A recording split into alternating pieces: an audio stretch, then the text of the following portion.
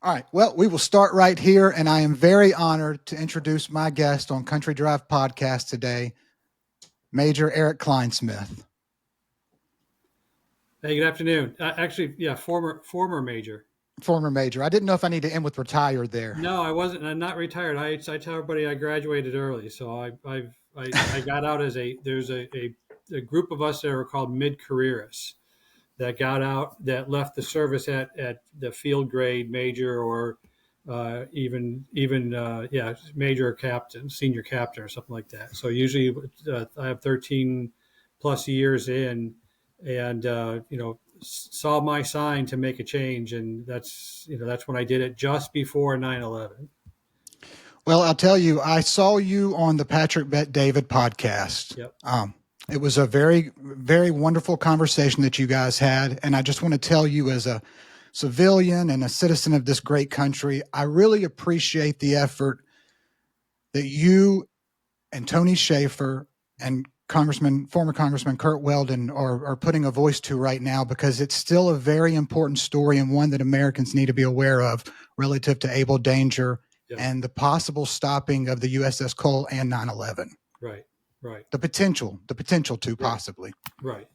And that's, my frustration, and that was all of our frustration is, after we came forward.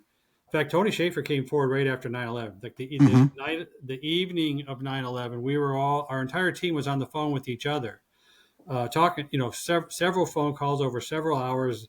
And the basic message to each other was, we had them. We knew this was coming with this, none of us were surprised. It was, we were surprised in terms of the violence and the response and the deaths and, and the, stunned by the horror of it all.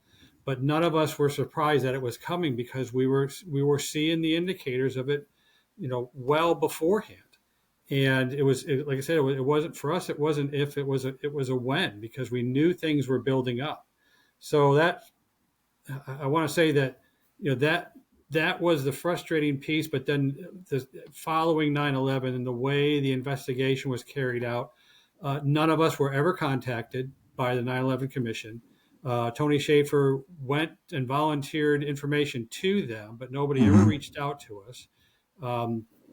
And so it wasn't until Tony Schaefer had to become essentially a whistleblower, and then we had to all become whistleblowers to back him up, to back up the story of what we had done and the work we had done. And it wasn't just, and there's always the claim of, well, I'll just let you get into it, but there's, all these different claims that we didn't do this and we didn't do that. And each one of those, I have a caveat and an answer to those. Yes, sir. And so what I'd like to say about this, and again, this is my gratitude towards you, because I'm not pointing fingers at people, but the thing that makes Able Danger so interesting to me in the study of what led up to 9/11 is, let's just say in May of 2001, we eliminated bin Laden through capture or killing him. Right. Perhaps we eliminated Khalid Sheikh Mohammed. 9/11 potentially still would have happened. Yeah. The real linchpin in stopping that would have been Mohamed Atta. Yes. He was already here. He was leading the hijackers here. Right. And so when we look back, again, not pointing fingers, but when we look back, we realize that Able Danger was the best shot we had at stopping the terrorist attack on this country. Yeah. And that's, over the years, I've changed my initial thoughts and my firm belief that once I saw the rest of the picture on who was doing what, and quite frankly, who wasn't going after him, and going after these groups, that's the part that surprised me the most. You always go to sleep at night thinking there are folks watching over you, and in this case, there were several different organizations and several of the agencies who just were not looking at it from a hard defensive standpoint or even a hard offensive standpoint. I think we mentioned earlier, you had Michael Scheuer, he was out of the agency. He was doing the work, but again, he was limited by his technologies, but all the mission of the agency. It wasn't until we were contacted by Special Operations Command. These guys aren't there to just simply collect information. They're there to we call it, they're there to do bad things to bad people. Mm-hmm. And so that's only then what was an effective offensive arm was being ramped up to try to interdict and do something about them. And they were talking about this. This was the original impetus to put this together was following the twin bombings of the U.S. embassies in Kenya and Tanzania. Mm-hmm. And it just took that long to get something ramped up. And they didn't come to us until the fall of 1999, when when the lead of the team in SOCOM, Commander Scott Philpott, was getting very frustrated with going to all the different intelligence agencies around the DC area and getting the kind of the same answers, like, yeah, we have this capability and this capability, but not for you. There wasn't really an emphasis, unlike today and over the last 25 years. The emphasis was not on the warfighter like it is now. In fact, 9/11 was a huge catalyst in changing that mindset. It was, same thing with the way the military operated. I spent a year in the Balkans commanding counterintelligence agents and interrogators in Bosnia. We had folks in Croatia Mm-hmm. and scattered about. But that mentality of peacekeeping, let's go there, we'll sit in base camps, we'll send out a couple of spies and counter spies to see what's going on, but for the most part, success is measured in no casualties. Right. And just having a presence. And that's why, again, one of the things that you saw in the initial parts of what I believe in Iraq and Afghanistan. Let's go into Iraq and Afghanistan now that we've taken them. We've conquered the regimes that were there. Let's now all go sit in base camps and just do our rotation and make sure nobody dies. Well, that mentality brought its way through. So from an intelligence standpoint, Philpott was very frustrated at both capabilities and the mission / mindset of a lot of the agencies, that he really felt that they weren't, he would never be a priority with them. When he came to us, so the first thing we said is, like, we live for supporting you guys as the warfighter. We do it from an information warfare standpoint, Mm-hmm. but we have the intelligence capability to essentially do whatever you want. Well, so we're going to get into Able Danger, but I do want to say something to you personally real quick. You had an important moment on Patrick Bet-David's podcast where, you kind of got a little emotional when they showed the video. I did. And that's most people like me are grateful for people like you that were doing work that was necessary, but it was the powers that be above you that squashed the work you were doing. So I am still grateful for you, and I want you to know that. Oh, thank you. I appreciate it. Yeah, I mean, it gets tough every year. I mean, it's the first couple of years, it doesn't sink in. But and on 9/11, I had a 4-year-old and a 2-year, and not even a 2-year-old in my house. And so my son and my daughter, as the older they got and as they grew up, I mean, I lost my father when I was 15. He was jogging, and a girl putting on makeup hit him from behind and killed him.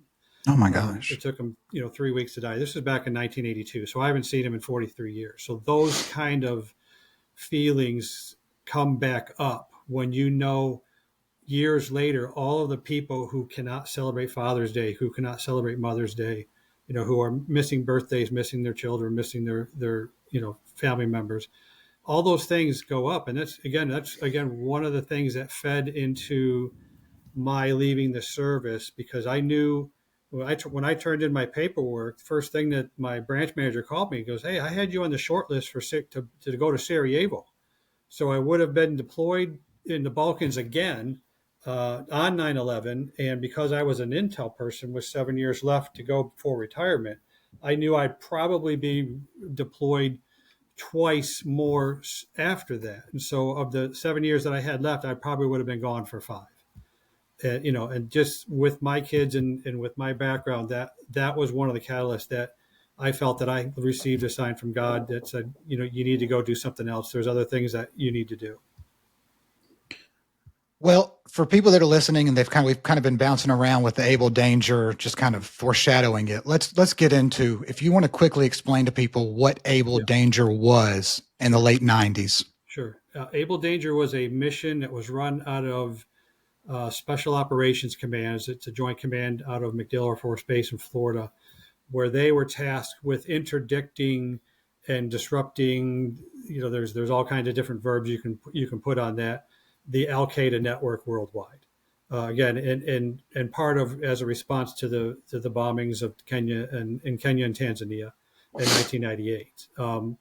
Their frustration initially was they did not have a clear intelligence picture of what Al Qaeda really meant in terms of disposition, strength, organization, locations. I mean, they had some pieces to it, but they really, you just can't go after a single cell. You can't even clean out an entire theater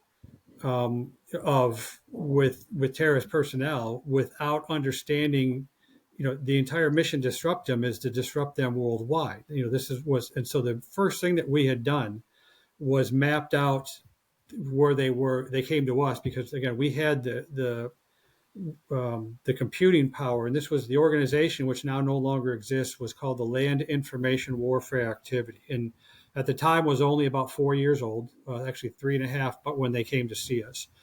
And we were responsible for information warfare, which was all of the soft parts of warfare: psyops, deception, operational security, cyber warfare. We were doing all that within a small 300-person organization on Fort Belvoir. As part of that effort, they had built a center in the second floor sub-basement of INSCOM headquarters, the Information Dominance Center. And they took the latest state-of-the-art data mining tools, visualization tools, and they brought in a guy from Hollywood, a guy named Brand Farron. He designed the Starship Enterprise for the next generation. So the layout of this place looked just like the Starship Enterprise Next Generation. So we had a massive screen up front, several pods where analysts and operational planners would work. We had a commander's chair in the middle that was a Recaro sports car seat, and just everything else was stainless steel and glass doors that opened automatically, that kind of thing. Just the visuals were fantastic, but the real power behind it was that this was the military's first data mining operation that actually worked, that we could actually put to use. But it took more than just putting the data and the tools into a room. We also had to have the right people and the right processes, and that's where we also struck gold with some fantastic analysts, fantastic leadership with our director, and having to sit with these tools and just start from scratch. I mean, it took me 6 months to go through all the different technologies, learn them myself, and then teach my analysts new ways of doing analysis and finding the needles in the haystack that we needed to do. So how are the tools compiling all the raw data? We're talking a generation old technology. So yes, sir. What you're looking at were tools. I'm sorry, my computer freezes up on me every so often. Yeah, it's freezing on me too, but I think it will continue running. Okay. But what the tools does was it allowed algorithms to go through. I guess now we would call this the early years of what was now all artificial intelligence, machine learning, that kind of thing. Mm-hmm. So that's really what these tools did initially. And all of it was built on algorithms that would look for this. In fact, we had one a tool that it didn't really work very well because it was built upon what was called a proximity algorithm. And so if it just looked at a whole a bunch of text, and what I mean by massive bunch of text, I mean 3,800 web pages, it would take a name and it recognized somebody's name. And then if somebody else's name was within 5 words of that name, it drew a chart with the linkages between the two. Right. That's how basic that was. Now you can see all the problems that come with that. So 100%. At the time, if it said George Bush spoke against terrorism, it would link George Bush to being, with terrorism, that kind of thing. And so those were very baseline algorithms. You weren't like AI, artificial intelligence today. What you're doing is you're training it on a set of data, a massive set of data, not just a couple of lines, of code. and you're saying, based upon these pictures, this is what a rabbit looks like, and this is what a tiger looks like. And so as you start throwing several thousand pictures through it, it starts identifying rabbits and tigers and that kind of thing. That's a a basic piece of what AI does. It trains off of models. We didn't have those models, but we had basic algorithms that would draw distinctions. And so you had to go in and not physically, you had to go in and tag a lot of the data and say that this is a person, this is an event, this is, this person's name is spelt a little bit differently, but it's still the same person. And so that kind of thing is the basics of what we would look at.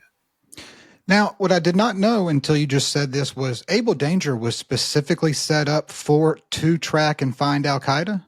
Yeah, that was a very specific purpose for that operation. Okay. And our support from an intelligence standpoint was to map them out and help find them. I mean, I remember some of the pointed questions we would get, not just from the guys at SOCOM, but for anybody, was that there's a very bad or false belief, thanks to Hollywood, of what we could do and what we could not do. And so I remember going in, I was doing a mission totally separate from this for another agency. Its initials are NSA. And it was basically a training exercise that we were running for them, and we were planning it all out. And we got into the point where we said, in order to find additional information, again, for this exercise, we're going to need to bring in some guys, the guys that I work with, the dumpster divers, the guys who can find pieces of, showing how, and again, this is us showing vulnerabilities of a particular command. It says, your guys, have loose lips when they're out in the bars. Your guys are throwing away trash that are revealing classified information, or if you put it all together, it's classified. I mean, there's all kinds of things that you do when you do an OPSEC survey of a command. And we got to the point where we said, we're going to need some dumpster divers if you want us to go in and really tear this unit apart to show them some of the problems. And I remember sitting in the room with a 1-star general who said, well, we'll just go get that team to do that. And everybody's looking in the room, and everybody I'm working with, they're all signals intelligence folks. They're in the term of the military, they're the SIGINT geeks. And we're all looking at each other. It's like, these guys don't. What are you talking about? And he finally said, in that movie Mercury Rising, where it was like with Bruce Willis and I can't remember who else was in it. But it was, it was like this guy had the firm belief based upon a movie that we had access to a super Delta Force like team that would go out and, find autistic kids that were solving crossword puzzles type thing. It was just ridiculous. And it wasn't until a sergeant major in the room who had been, probably close to retirement, he just finally had to blurt out. It's like, we don't have those guys. Are you insane? See, I was thinking enemy of the state. It was the same thing. Exactly. The same kind of attitude. It's just like, these movies have ruined what real intelligence is, and quite frankly, real intelligence is simply boring unless you really like research, in terms of analysis. I mean, there is a 1% that do the Jason Bourne type stuff. And even that, only 1% of their job is actually doing that. I think actually when we were tracking bin Laden in Abbottabad, Panetta one time asked something about like, why can't y'all do the stuff I see in the movies? Why is this so hard? It's like, right. Because we're working on warp speed. That's why. Well, so let me just ask, at what point, Mohamed Atta, do you remember pre 9/11 even knowing the name Mohamed Atta in the capacity you were serving? Not as an individual. And I know, like, and I had to put this in my testimonies. Like, Tony Schaefer says he saw her. There was a gal that we were working with, a Dr. Eileen Pricer. She remembers seeing him. What I remember, and even today, is like, it wasn't one chart, it wasn't one individual. We were looking at dozens of charts. We were looking at folks all over the place. In fact, that's one of the key pieces besides the New Jersey cell. And I do remember we were tracking several individuals, not by name, but my hometown of Plymouth, Michigan popped up. Yes. And I've said this before, but it's like, that's one of those things that it just sticks in your mind from an emotional standpoint. It's like, wait a minute, that's my hometown. There's nothing that goes on there. That's, it's just this nice, quiet town outside of Detroit where everybody works for Ford and GM. And as soon as and so I asked the analyst to dig in and start looking at that, and they said, look, it's we have a linkages to a small company that's operating out of there that is actually using it as a funding stream to funnel money from local donations into into the Middle East, and same thing with a car dealership in Morocco that we were looking at. Is using the same thing. It was really a front company that was funneling money into the organization. But that's where the analysis comes in, as people can Right. filter out the BS. Right. That's and that's what's called vetting. And and the part that our team never got to was to be able to vet and refine this map that we had made and all these charts that we had made. I mean, we had base camps in Afghanistan that we had folks that were associated with each of the camps who was supposed to be there. But the really disturbing part was the stuff within the U.S. And what a lot of folks don't know is for intelligence personnel, we are forbidden to do analysis and collection on U.S. persons, and except under some very stringent rules. In fact, they're so stringent that you have to be trained and certified on that. You acknowledge that these rules every year. And there's regulations that follow all those up. So for the Army, it was the regulation 381-10. Everybody knows it because it's a pain in the butt. You have to have a 381-10 class every year. So that keeps us, and this is again as an outreach from the days of Vietnam and the Pike and Church Committee and the allegations that CIA was spying on Americans on campus and that kind of thing. That was left up to law enforcement. And you had to make a decent case. So you could incidentally find something on a U.S. person, but you were only allowed to keep that information for 90 days and then either delete it or prove that this is worth investigating and hand it off to somebody in law enforcement. When you are doing data mining, how do you do that for 2.5 terabytes worth of data with a handful of 5 analysts? Right. Well, let me ask you this. When you guys identified Mohamed Atta, was he in the U.S. or was he still in Hamburg, Germany? We had him in the U.S. Okay, I'm certain of it because we had the New Jersey cell, and he was the core of the New Jersey cell. Okay. Now, at that moment, is he considered a U.S. person under the intelligence you were collecting? Well, technically, no, but you have to be able to prove that. Here's another wild example of how intelligence had problems at the time. One of the best ways that foreigners were getting into the U.S. was through a student visa, which is, I think, what Atta used. In fact, all the pilots were using it because they were undergoing pilots training or something like that. The student visa database, which was controlled then by the State Department, would not give us access to the database because they finally had to admit in the conversation that at any given time, this database is 6 months to 8 months behind in terms of manually updating the database. And they could not guarantee that the foreigners that were in this database had not become U.S. persons. In other words, had gotten permanent visas or had applied for U.S. citizenship. There's all these different definitions of what a U.S. person is versus a U.S. citizen. Right. And they couldn't guarantee that this database was sanitized enough and up to date enough to allow us to use it. So the entire database was off limits. That's how ridiculous it was. My goodness. So there's bureaucracy that you're dealing with at the same time. Oh, by the way, each of the different intelligence agencies did not want to share their database with us because they didn't want to lose the power and control and the budget and the credit for working with us when we could just tap into their databases. There's even, for NSA, you just can't go and say and tell them, hey, I need a load of data. In fact, this happened after the Cole bombing, and it was. I'm still disgusted by this episode. After the bombing, we brought an entire group together down in the IDC. We were then approached. Able Danger had been shut down.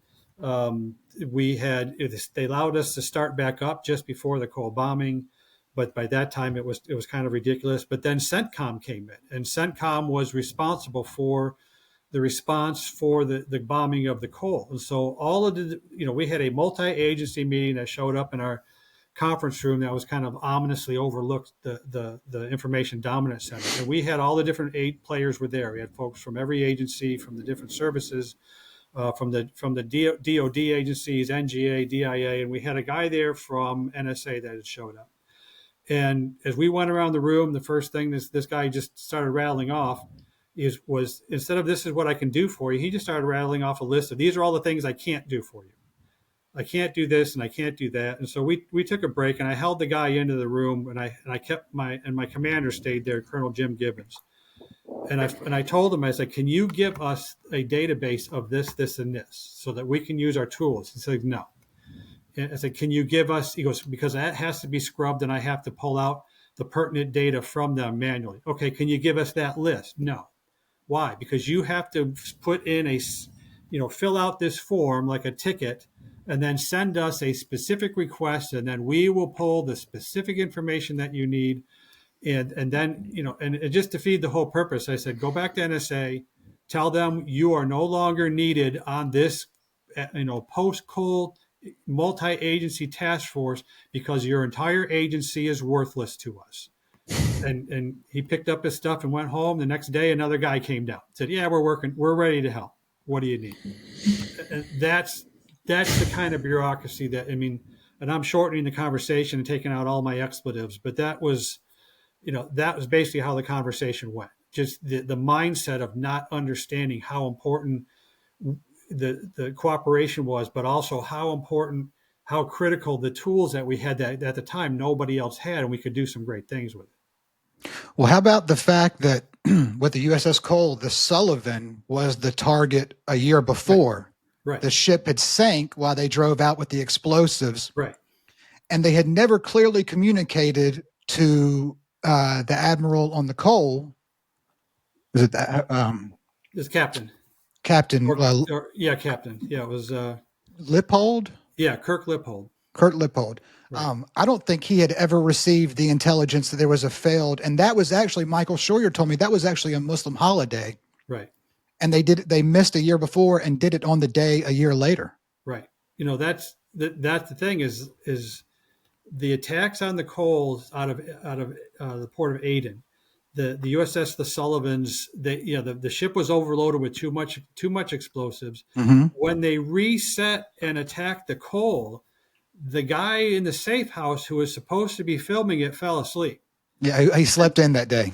Right. And so there is no great propaganda video of the attack taking place. They could only piece together, a hole in the ship and that kind of thing. But again, that shows you again that this is not, these aren't just a bunch of guys in caves that are coming out with explosives, yelling Muhammad Jihad and going crazy. These are methodically planned, just as we would any kind of military operation, to include the public affairs piece to it, the propaganda effects of it.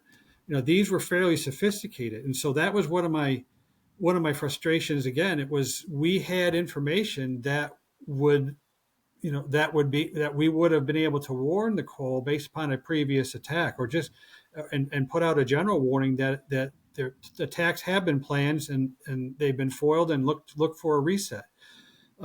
After the second time I had to testify in front of the House Armed Service Committee, when everything was done, there's always a swell of reporters running around asking questions and things like that. I had somebody asking me all these very personal questions, and I thought, wow, this guy's really, really into my personal life as a reporter. And he kept talking to me as we walked out in the hall, and I finally stopped him. I said, I don't want to answer any more questions. I don't know who you are. And he said, I'm sorry, I'm Commander Kirk Lippold. You guys could have, and I just felt horrible. This is when as you have to face the fact that your failure has left the death of 17 sailors under his command, and by the way, destroyed his military career. Well, that, again, I know that's where you take responsibility and you shoulder that burden. But this is again a situation where Lippold had so many people under his command on that ship, mm-hmm. and he wasn't given the right intelligence because you were not allowed to share it because of some BS with American citizens. Right, and that's why I get a lot of stuff about, I still get, messages about conspiracy theories and this and that. And I know Congressman Kurt Weldon, he's got a different perspective from, way up at the, stratosphere congressional point of view. But to me, it's everything that had to do with Able Danger and then the investigations afterwards was really more towards the, somebody covering up a mistake or covering up some Yes. incompetency on their part. And Yes. that's what I believe, 99% or 90% of most conspiracy theories can be attributed to actually somebody covering their own butt for something they did wrong. Yeah. Probably saying it right now with Epstein. Exactly. That's one of my frustrations with that one as well, and we don't know what we don't know for that case. Yeah, but I will say, Congressman Weldon is doing an excellent job because Patrick Yeah. Bet David has some fun theories. He has some interesting takes, but based on his desire to establish a presidential commission as soon as possible, I think it kind of lends itself to let's don't get too far off into left and right field. Let's get what we can get done, and then that stuff can be uncovered through the commission potentially. Right. And the thing is after 24 years, I actually think, do another one to see what 24 years of hindsight has brought us. I mean, the first one, quite frankly, was rushed. And you bring in as many people as possible because, the public demands answers and that kind of thing. But, even 24 years later, you can take a harder look. And, and again, many of the key players, Sandy Berger, he's no longer with us. There's the folks it's a generation ago. So it deserves even if it's just from a historical standpoint and lessons learned, you can still pull those things in. Yes, sir. I mean, we're still debating, the landings in Normandy, Lee's attack at Gettysburg, and things historically. This deserves that same kind of attention. Yes, sir. And for people that potentially didn't see the PBD podcast with you, I did not know this until that day. We funded the Monica Lewinsky investigation at 2-1. The 9/11 Commission, $15 million for the 9/11 Commission, $30 million for the Clinton Lewinsky scandal. Because I want to say I'm cynical to this point, but it's the information operations or the information warfare that we practiced in the military a generation ago. It's still practiced today. That has slipped out of the military, and so now we have political parties that practice information operations, and they call it influence operation. That's what they're all about. And so if it means power and it means changing of leadership or it means changing of a Congress and winning one election over another, there is no end to the amount of money that can be poured into something to put your message out or to squelch somebody else's message. That's why the censorship, the scourge of censorship has been around us, and only now we're seeing lights and cracks through that. There's been so many years where censorship has just been a big thing and accepted. So let's get back to real quick. Why was Able Danger shut down, and who was it shut down by?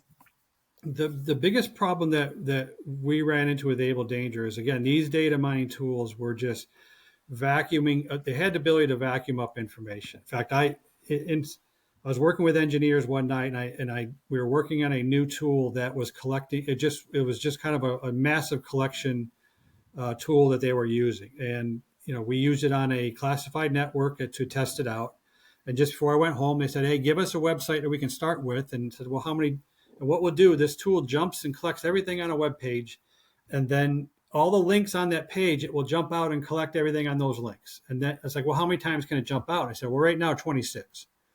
I don't know why they came up with that. It's like, all right, we'll start with this website address, DIA's homepage. And so I went home that night, came back the next day, and was called into the commander's office on why I had directed a denial of service attack on DIA, because it shut down their server, it shut down their proxy server, it jumped over into what was then called NEMA, now called NGA, shut down their servers, this massive attack run out of the Army on Fort Belvoir. And that's what I mean by that. Just, we're really playing with bleeding edge technology tools, just blunt force operations to collect information.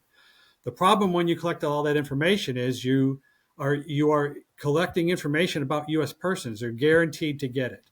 And that's when the lawyers got involved and said, you guys are violating the regulations on collection on U.S. persons, like we talked about earlier. It's like, yeah, but we're not doing that. The tool's doing it. And then so the question came up, well, when is it collection? If a tool does it and nobody sees it, it's the bear shit in the woods type thing. Yes, sir. And so, a very stringent rule, view of that is as long as a tool is doing it, that's considered collection.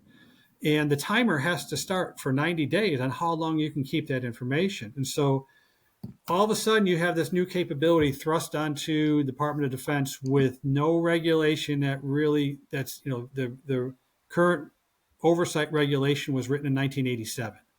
I remember that specifically. And there was no rules governing how you could have a tool do it instead of yourself. And so that's how it was initially shut down until the policymakers and the engineers and the lawyers could try to figure out, well, what do we do with this? Now that we're so-called violating Intel oversight rules. And during those weeks and months, it just got completely ridiculous where we were told that they were thinking about having a lawyer sit behind every analyst, and before they were able to move their mouse and click on an icon to try to reveal what the information was behind it, they had to look at him and see if the lawyer said, yes, that's okay. No, you can't do that.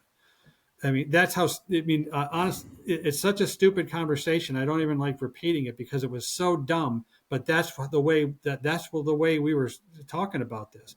Yes, so sir. In that process, the 90 days hits. So I have a lawyer come down and says, hey, guess what? A couple of days before, when the 90 days hits, you have to delete all the data that you've collected on Al Qaeda. Yeah, okay. And then he comes down that very day, Captain Tony Gentry. He said, all right, here's the day, you delete the data or you go to jail.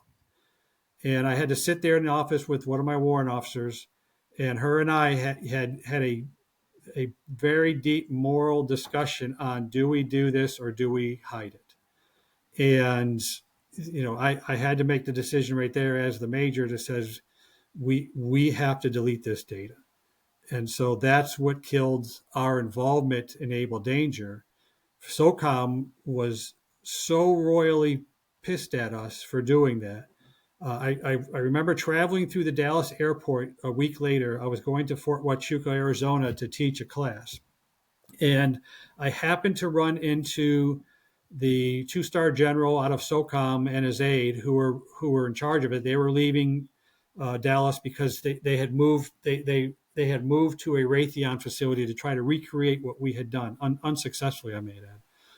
And as soon as they saw me, the general chewed my butt in the middle of the airport, a no kidding, old-fashioned general chewing a major's butt, just in I want to say poetic fashion, I guess you could put it that way.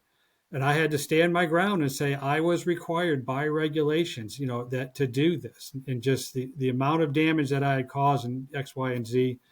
I'll never forget that day, and I'll never forget the fight I took, leaving the airport. But those are the kind of things that, the warfighter being extremely frustrated with the bureaucracy that had not caught up to the capabilities that we had.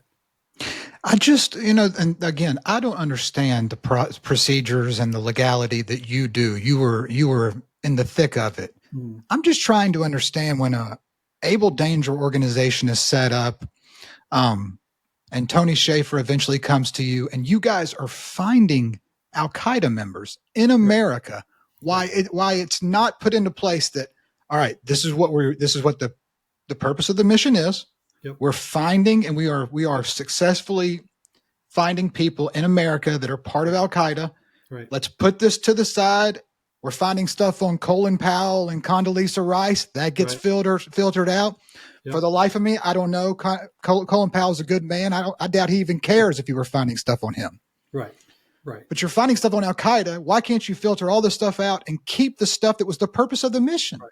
But the problem was we were never allowed to go through that process. We were shut down before we were able to do that. And again, it stems from, we had just previously run another operation before that where we were tasked to validate a counterintelligence effort so that we would find how technology was being stolen from the U.S.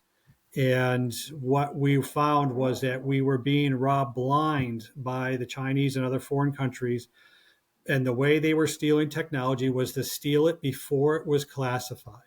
So the way you do that is that we showed them two spots. We mapped out the universities that they needed to take a look at, and where we saw an inordinate amount of Chinese graduate students that were working on technologies that would eventually then be, when it once matured, they're working on the science behind it, but once mature would then become part of a classified program, or it was a multinational partnership that one company, whether it was Lockheed or General Dynamics or whoever, was partnered with a foreign company to develop aspects of like the Joint Strike Fighter or something like that.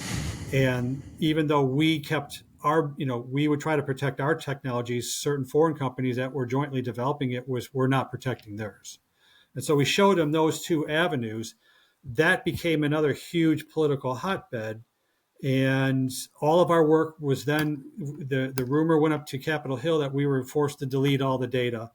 And we received a subpoena from the the House Reform Committee is the only part of the only part of the House that has subpoena authority, where they subpoenaed all our work, and we were required to send it all up to Congress. And we spent the weekend making 30,000 copies of databases, boxing them up and putting them in a truck and sending them all up, 5 copies of everything that we had ever worked on for this particular effort.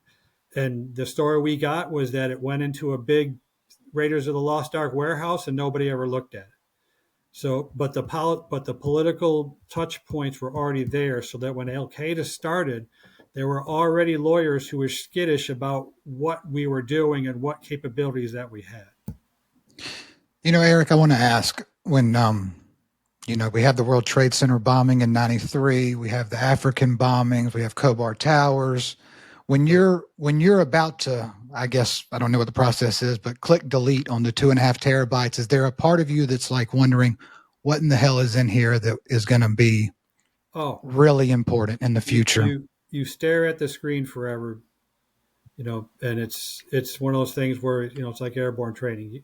You get up to the door, you don't even think about it, you just do it. And that was the horrible part. I knew what we were doing was wrong. The warrant officer I was working with, she knew it was wrong. We've even talked about, how about we just take all this stuff and put it on external hard drives, and then we'll hide them in a safe. I told her not to do it. That's the other part of it. It was like we were never able to recreate it. In fact, that was one of the things that when SOCOM tried to recreate what we did, we had the perfect combination of data, tools, people, and process to be able to harness this technology and develop some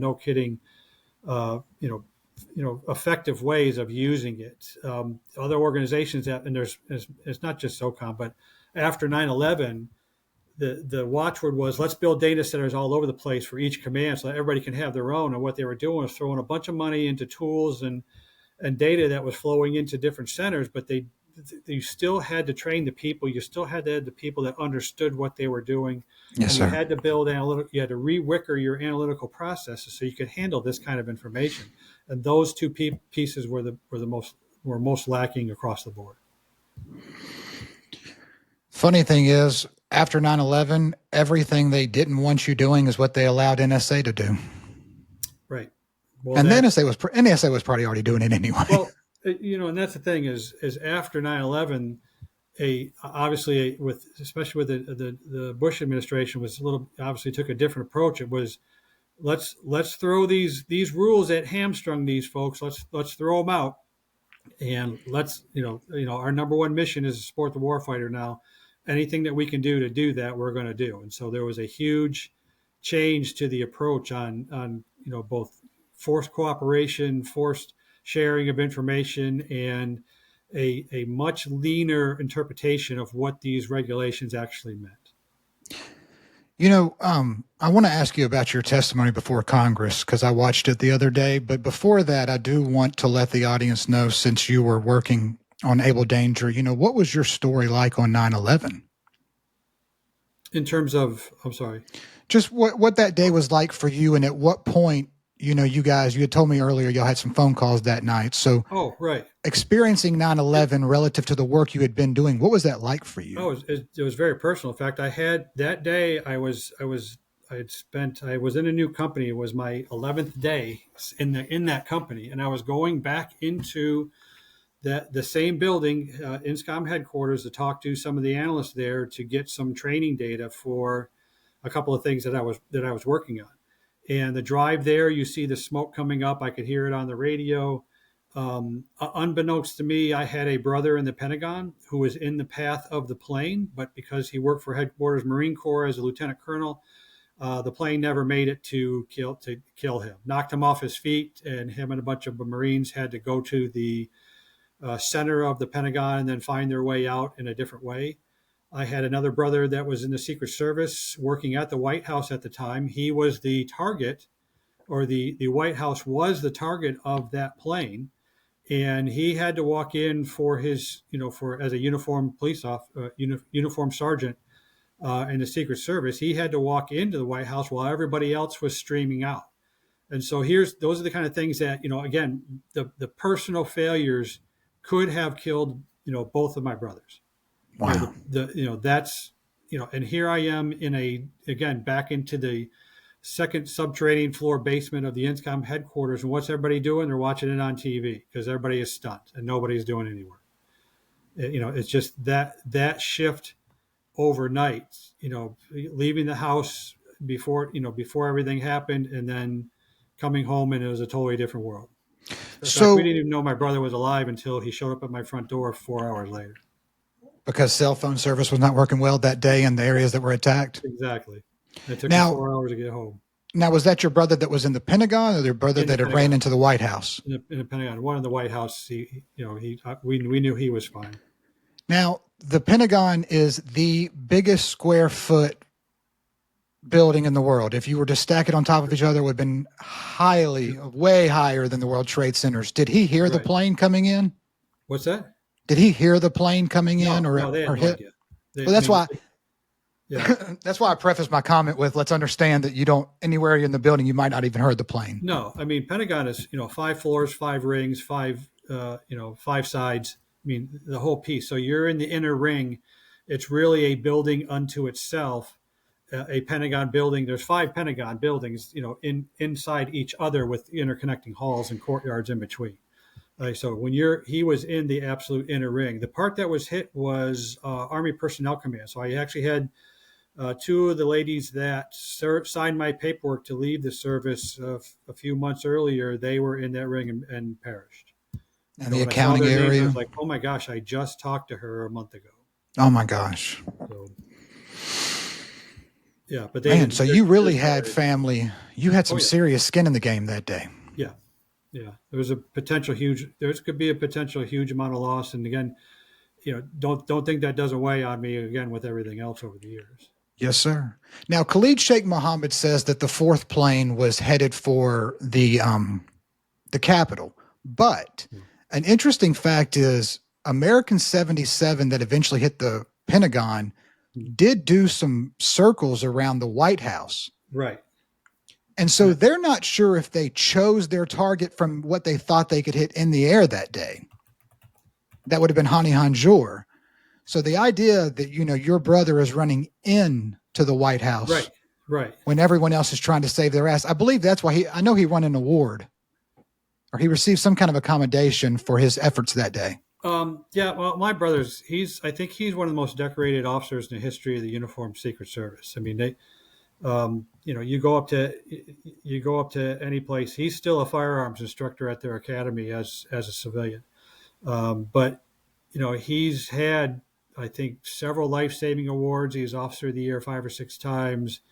I mean, he's had several commendations. And so he's one of those folks, you call them 20 feet guys, where they go into a place they used to work. Every 20 feet, somebody knows them. Yes, sir. But that was, the reports that I had read was the reason why they circled was they could not identify visually the White House. I mean, it's a small building surrounded by other large buildings and trees. And so I think they got to the point where let's hit that big Pentagon-shaped building. That looks like a good target. And that was their decision. It's very possible, because the one about them flying around that day is so weird. But I wanted to bring that up because the people, I mean, this is why I really appreciate Kurt Weldon shining so much of a light on the firefighters all these years later. People say that the death toll of 9/11 was 2,981, 73, kind of numbers bounce around. We don't know the death toll of 9/11 because of all of the firefighters that continue to die to this day. Yep.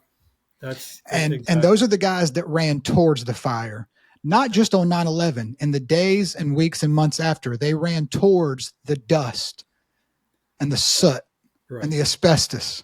Right. So in the same vein that your brother is a hero for running in to danger, those men are heroes for running into danger. And that is, again, while I don't know why people call you whistleblower, but why y'all's story is so important to piece together what happened that day. Right. And that's the thing is, like, even with this, the second Gulf War, occupation of Afghanistan and Iraq, we're still losing people. Why are we losing them? To suicide. To suicide. To the you put somebody through that type of mental strain, it's everybody has things that haunt them throughout their life, and some of them that it overwhelms them. And let me tell you, thing to face. I don't know how you feel about Kurt's comments about the potential of bin Laden having been in Iran for many years, but if he was stuck in Iran with someone, I don't want to point the finger at everybody, but with certain people in the American government knowing he was there, with all of the soldiers that we now have dying from PTSD to this day, I mean, this is a scandal on a level we can't even imagine. Yeah, I couldn't verify any part of his story. Again, he's operating at a different level than I am. I mean, you're talking to somebody who's really in the trench for this, as opposed yes, to, sir. Having to deal with the halls of Congress and the different agencies like he did. But if that is true, that's, that is criminal. I mean, that just quite frankly, part of the things that makes that story a little difficult is that Osama bin Laden was a fundamentalist Sunni, whereas Iran is a Shiite country. Now, enemy of my enemy is my friend type of a thing. So Hamas, Lebanon. There could be some very strange things. But again, one of bin Laden's other targets from a long-term campaign is the overthrow of the House of Saud in Saudi Arabia. Yeah. And again, if you go back to even the first Gulf War, after the Iraqis invade Kuwait, Osama bin Laden went to the Saudis and said, I can use all my freedom fighters from Afghanistan and we can eject these guys. And, the Saudis and the Kuwaitis say, no, thanks. We'd rather rely upon 300,000 Americans with the state of the art technology to blow these guys out. And people don't understand what a absolute dominant victory that was. We lost less people in the first Gulf War than we lost at the Battle of the Alamo. Yes, sir. In 1836. So. And the interesting point about that is, I know bin Laden had his talking points. He doesn't like Israel. He doesn't like American boots on the ground. But the blow to his ego when they turned him away at that meeting is probably just as much responsible for his hatred for America and everything that led up to him attacking us, because he could not believe that he was not given the responsibility to protect the Holy Land. That's right. And I'm part of the school of a lot of folks who really had to go in and look hard. I mean, I set up a counterterrorism analysis course for the Army. It was taught for years and years. And part of what had to go in there was the research into Osama bin Laden. And one of the things that he did in 1998 was he read his manifesto, or essentially his declaration of war. And part of it was calling for the destruction of the snake, which was Saudi Arabia, but the near snake and the far snake, or the near devil and the far devil, we were the far devil. Yes, sir. And in order he understood that you're never going to be able to destroy the House of Saud as long as the Americans still support them. And that's, think about why the pilots were all chosen based upon skill set. So you have, Zia Jarrah, who was Lebanese. I'm not sure. You had Marwan El-Sheikhi, I think, from UAE, United Arab Emirates. Mohamed Atta was Egyptian. all of the muscle they brought on, the 15 other guys, every single one of them was a Saudi. And there was a Everyone. specific reason why they were chosen without, not really having the skill set other than basic close combat skills or something like that. They were specifically chosen to bring that message and try to drive that wedge. And again, if you studied Osama bin Laden and the declaration of war, one of the other things that he called for was, he was trying to rectify 80 years of just of the dark ages, or I can't remember exactly how he called it, but the 80 years stuck in my mind, and a lot of the scholars were looking at it as like, he's not using his verbiage right, that he's not talking about 80 years. It's like, yes, he is. It's 1918, the collapse of the Ottoman Empire, the last caliphate, and the goal here is to resurrect the caliphate as is instructed by Islam, and that's what he is trying to push. And so that's why all these things, the things they put in there, it's not nonsense. Every single part of it makes sense. Yeah. And then you have people like Michael Scheuer that were considered an alarmist running around in the late 90s saying, please eliminate this threat. Right. And 10 opportunities given to Clinton, none taken. Right. And I know I did meet him one time, and I know he was, as he was talking, you could sense his frustration as well. I mean, there's, I got frustration with friends of mine that have been to Afghanistan, all during the years.